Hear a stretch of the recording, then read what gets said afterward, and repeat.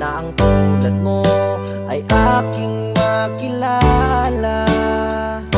At kung ano ako'y tanggap mo na, hindi ka rin nag-alinlangan pa. Ikaw at ako'y hanggang wakas ay tayo ng